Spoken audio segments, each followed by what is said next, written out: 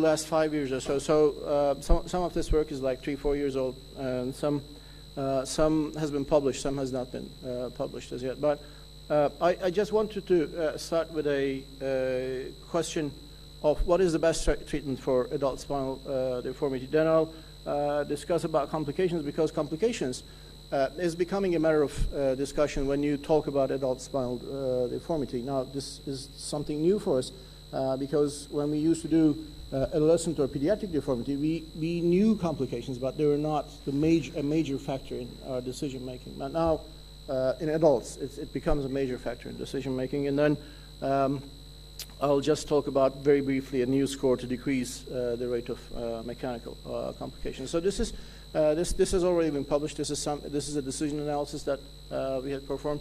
This is the purpose of this is to identify the optimum treatment using a statistical method called decision analyses. And actually, being surgeons, our hypotheses before we started this was that surgery would yield better results, and obviously surgery is associated with more complications, but whilst it is associated with complications, still these complicated patients will be doing better as well. At the time we did this, we had fairly close to 1,000 patients. We included 535 with at least 1 year follow-up, majority of which, about 2/3 of which were non-surgical patients, and one-third were surgical patients. And we tried to calculate something called utility here. Utility is basically a numerical expression of how much you're burdened with your medical condition.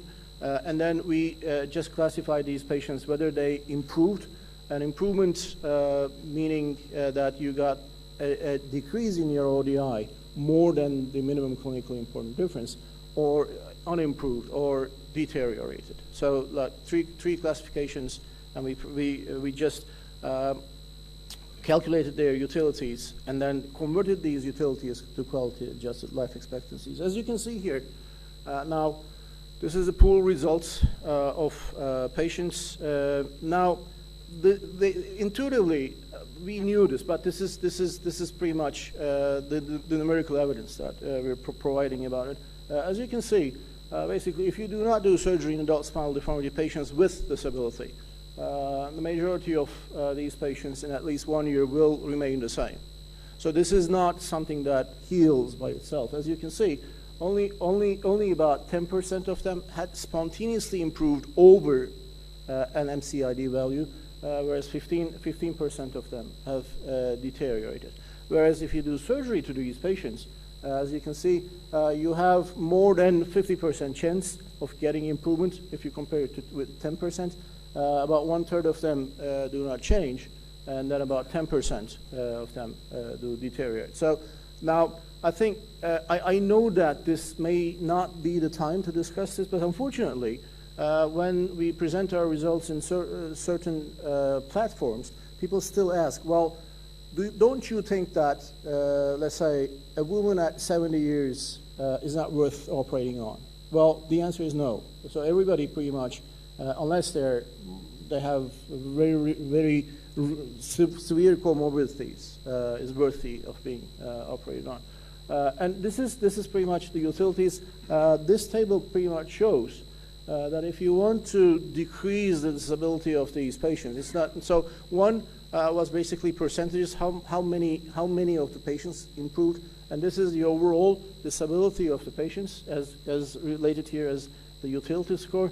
The only way to improve their utility score is actually by treating them surgically. So in conclusion, although there is no single best treatment, conservative treatments, patients, obviously this is not a randomized prospective study, started with higher quality-adjusted life expectancies, but they pretty much ended at the same level. So we could improve quality-adjusted life expectancy with surgery, but not with conservative treatment.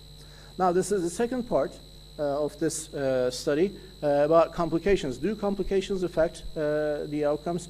Because now, if you look at the reports on complications, this is something very interesting. If you look at the adult spinal deformity patient case series, the range of complications range from 5% to about 65 to 70%. So the truth is somewhere probably closer to my right hand, like 60, 65, 70%.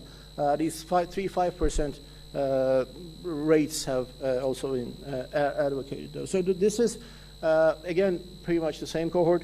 As you can see, in our cohort, our surgical patients had 21.7% complications. So 1 in 3 patients would end up having complications. And I think now, if we had done it now, this would be slightly higher. I would say a reasonable estimate, looking at our database, now is probably about 40, 45, 50% complications. Whereas if you look at the conservative group, we tend to think that if we do not do anything to these patients, just give them NSAIDs, send them to physical therapy and things like that, they do experience complications as well. And as you can see, the complication rate in non-surgically treated patients is actually 11%. NSAIDs have complications, physical therapy has complications, injections have complications. So we have to consider this as well. And now, obviously, if you look here, this is the surgery part. This is non-life-threatening complications. This is life-threatening complications. If you have surgery, your chances of, and no complications, your chances of improvement is highest. Whereas if you do have life-threatening complications, you still have a higher chance of improvement compared to conservative treatment. So this tells us that, okay, so we have to take into consideration the complications. We have to try to minimize our rate of complications, but still, if we're too scared of complications to do surgery on these adult spinal deformity patients with disability, we're actually preventing them from improving. So this is, I think this is a fairly strong message. So as a conclusion to this study, we know that the complication rates are higher with surgery, but presence of complications do affect surgical outcomes negatively, but still these surgical outcomes negatively affected are better than non-surgical treatment. So this is something fairly new. This was presented in the Eurospine meeting 2 weeks ago. Impact of resolved early major complications.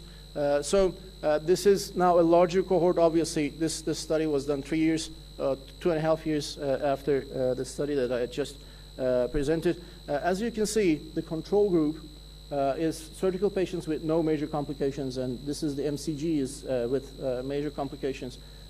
As can be expected, the major complication group is older, a higher rate of previous surgery, a higher rate of having ASA score being more than 2, and a higher rate of being unbalanced in the sagittal plane. And larger surgeries, basically surgical time is higher, mean blood loss is higher. Most of these were implant related. As you can see here, implant related, 8 patients, medical complications, PJK, about 2 patients. Now our PJK rate is actually much higher because I will talk about this very briefly.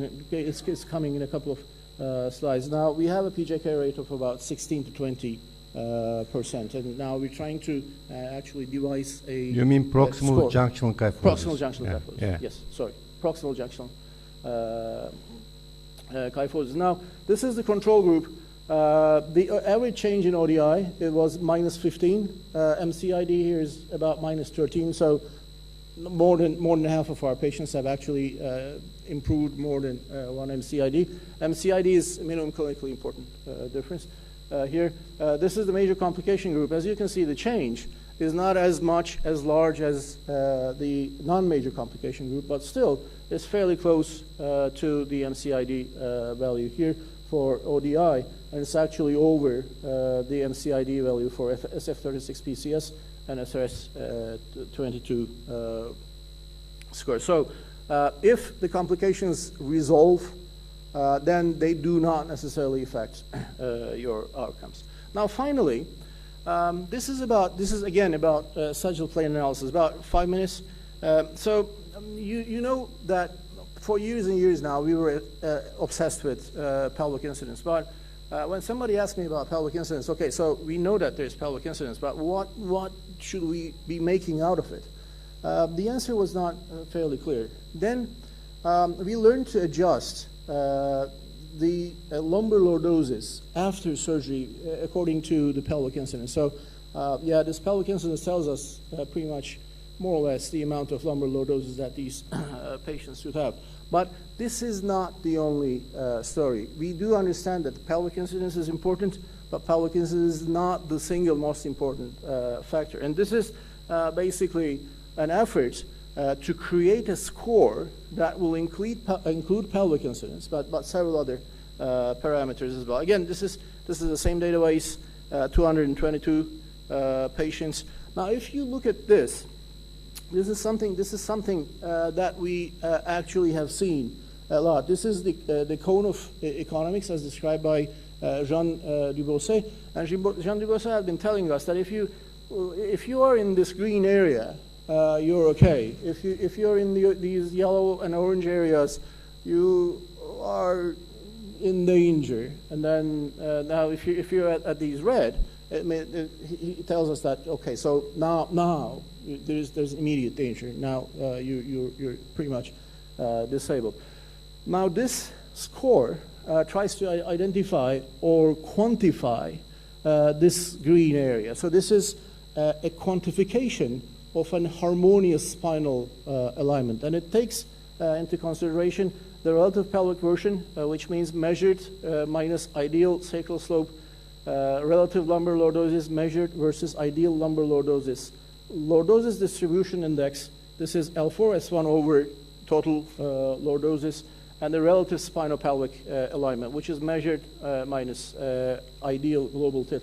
And there's an H factor here as well. H factor is fairly important because not all people should have the same sagittal alignments. Like when you're 20, your SVA should be pretty much 0, but when you're 80, your SVA should not necessarily be 0. Now, we have to incorporate some mechanism that would tolerate some SVA loss with aging. So because of this, this score has this age adjustment parameter as well. And now this is called a gap score. There's an app for this, but basically pretty much you can pretty much write a macro or a function on an Excel sheet for this as well. The story here is that when you look at the mechanical complications, the revision rates, this is the ROC curve for this. Gap score by itself explains 92% of mechanical failures.